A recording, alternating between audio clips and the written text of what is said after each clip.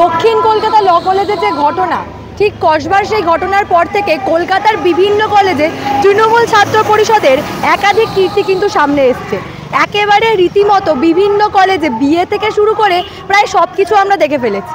এবারে নতুন একটা জিনিস দেখতে পেলাম, কলেজের মধ্যে মদের আসর, রীতিমতো মাথায় মদের গ্লাস নিয়ে সঙ্গে মহিলা নিয়ে জনপ্রিয় একটি বলিউড গানে নাচ।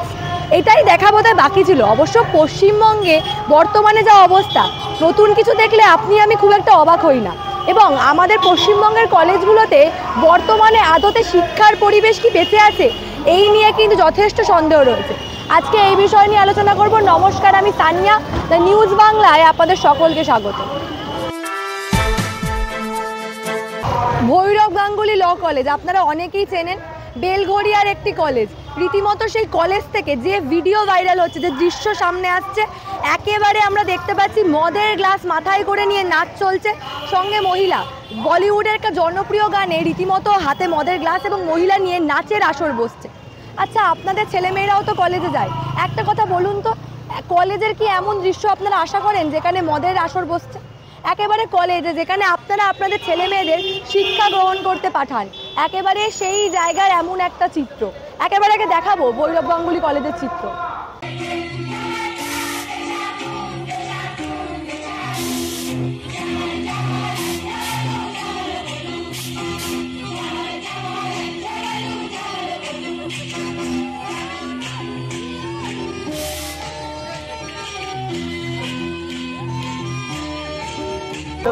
ভিডিওটা আপনারা দেখলেন। আচ্ছা, এটা কি দেখে মনে হচ্ছে এটা কোনো কলেজের ছবি? অবশ্য আমাদের আগে যেমনটা বললাম, পশ্চিমবঙ্গে অবাক হওয়ার কিছু নেই। পশ্চিমবঙ্গের বিভিন্ন কলেজে ইদানিং যে ঘটনাগুলো ঘটছে, কলেজের ছবি এরূপ হতেই পারে। তবে এই যে ব্যক্তিকে আপনারা দেখছেন, ইনি হচ্ছেন রানা বিশ্বাস, একেবারে কামারহাটির তৃণমূল কর্মী এবং তৃণমূল ছাত্র পরিষদের নেতা। তিনি একেবারে কলেজের মধ্যে মদের গ্লাস মাথায় করে নিয়ে মহিলাকে নিয়ে নাচ গান করছেন। একেবারে কলেজে যেখানে আপনারা আপনাদের ছেলে মেয়েদের শিক্ষা গ্রহণ করতে পাঠান, একেবারে আমার বয়সী অনেক ছেলেমেয়েরা কলেজে যায় শিক্ষা গ্রহণ করতে, সেই জায়গা থেকে দাঁড়িয়ে এই যে মদের আসর, এটা যে আমাদের পশ্চিমবঙ্গের শিক্ষা ব্যবস্থাকে ঠিক কোন জায়গায় নিয়ে যাচ্ছে, একেবারে সেই নিয়ে কিন্তু প্রশ্ন থেকেই যাচ্ছে। আমরা কথা বলেছিলাম ভৈরব গাঙ্গুলি কলেজের প্রাক্তনীর সঙ্গে, কি বলছেন তিনি একবার শোনাবো। একটা দুঃখের বিষয়, কারণ আমি নিজেও ভৈরব গাঙ্গুলির একজন প্রাক্তনী। তো এখনকার দিনে নারী বলো পুরুষ বলুন, কেউই সুরক্ষিত না, এবং তার জন্যে সম্পূর্ণরূপে আমরাই দায়ী। কারণ আমরা এদেরকে প্রশ্রয় দিয়েছি বলেই এরা যুগে যুগে বেড়ে বেড়ে আজকে এই জায়গায় এসে পৌঁছেছে। কিন্তু এখন যখন প্রতিবাদ শুরু হয়েছে, তখন এর শেষ দেখতে হবে। তো আমরা এই লড়াইয়ে আছি। সরকারের কি দায় নয়? এত বড় ঘটনা ঘটে চলেছে কলেজগুলোতে, সরকারের তো দায়। সরকারের তো অবশ্যই দায়, আর সেই প্রশ্নটাই সরকারকে করা হচ্ছে, কিন্তু সরকার কোনো দায় নিচ্ছে না, সে উৎসব নিয়েই মেতে রয়েছে। কিন্তু একটা কথা তারা ভুলে গেছে যে প্রদীপের নিচেই অন্ধকার সব থেকে বেশি থাকে। তাই এই জিনিসটা যত তারা বেশি চিন্তা ভাবনা করবে, তত মঙ্গল। আর চিন্তা ভাবনা না করলে ঠেলা মেরে তাদেরকে এটাকে জাগিয়ে তুলতে হবে।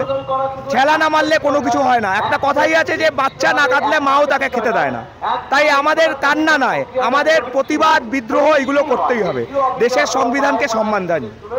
ফলে একটা বিষয় পরিষ্কার যে কলেজের যারা প্রাক্তনী তারা কিন্তু একেবারে পরিষ্কার বলে দিচ্ছে যে একেবারে কলেজের মান নেমে আসছে, এবং এই সরকারের আমলে আগামীতেও ছাত্রছাত্রীরা কলেজে গিয়ে সুরক্ষিত না। আমরা আরও কথা বলেছিলাম সাধারণ অভিভাবকদের সঙ্গে, তারা কি নিজের ছেলে মেয়েদেরকে কলেজে পাঠিয়ে সুরক্ষিত বোধ করছেন? তারা কি ভয় পাচ্ছেন না তাদের মেয়েরা কলেজে গিয়ে সুরক্ষিত কিনা? কি বলছেন শোনেন। তো এরকম ঘটনা বারবার করে ঘটছে, এবং নির্লজ্জ শাসকের দল তারা এর বিরুদ্ধে, এবং অনেক বহু তথাকথিত বুদ্ধিজীবী এরাও কিন্তু আজকে নির্লজ্জের মতো সাফাই গাওয়ার চেষ্টা করছে যে এটা কোনো ব্যাপার না, এমনকি এটা নাকি খুব ছোট ঘটনা। এই ধরনের আমাদের মুখ্যমন্ত্রী যেখানেতে বলছে যেগুলো ছোট ঘটনা, একটা রেপকে ছোট ঘটনা বলেন, এখানতে এই ধরনের ঘটনাকে যখন ছোট ঘটনা বলে, তারা এখানেতে সমাজ বিরোধীদের উৎসাহ দেওয়া হচ্ছে, এবং পুলিশের ভূমিকাও এখানে অত্যন্ত ন্যাক্কারজনক, যার জন্য আমাদের মানুষের কিন্তু সমাজে বেঁচে থাকাটা খুব দিন দিন নিরাপত্তাহীনতার মধ্যে আমরা বাস করছি। এবং আমাদের নিজেদের ছেলেমেয়েদেরও এবারে পাঠানো, এখানে কলেজে, ইউনিভার্সিটিতে, বিভিন্ন জায়গায় মেয়েদের চাকরি ক্ষেত্রে প্রত্যেকটা জায়গায় পাঠাতে গেলেও আমাদের এখন প্রচণ্ড ভয়ে থাকতে হচ্ছে। থানাগুলো সম্পূর্ণ রাজনৈতিক দলের এবং শাসক দলের দলদাসে পূর্ণ হয়েছে, যার জন্যে থানাতে যে আইন রক্ষা করার যাদের কাজ তারা এই সমাজবিরোধীদের সঙ্গে মিলেমিশে গেছে, যার জন্যে কি কলেজ, কি ইউনিভার্সিটি, কি কোনো জায়গা, কি আমাদের স্বাস্থ্যকেন্দ্র, সমাজের প্রতিটা ক্ষেত্রেই আজকে সমাজবিরোধীদের এখন লীলাক্ষেত্র হয়ে দাঁড়িয়েছে। এখানেতে কোনো মানুষেরই নিরাপত্তা এখন নেই, এটা আমরা দেখতে পাচ্ছি। মেয়েদের নিরাপত্তা নেই, শিশুদের নিরাপত্তা নেই, স্বাস্থ্য ক্ষেত্রে যারা স্বাস্থ্য সেবা চাইতে এসেছে তাদেরও নিরাপত্তা নেই। সমস্ত জায়গায় দুর্নীতিগ্রস্তভাবে আজকে এমনভাবে হয়ে চলেছে, কিন্তু ওই শাসক দলের মদতেই এই সমস্ত জিনিস হয়ে চলেছে। সমস্ত বিষয় আপনাদের সামনে তুলে ধরলাম।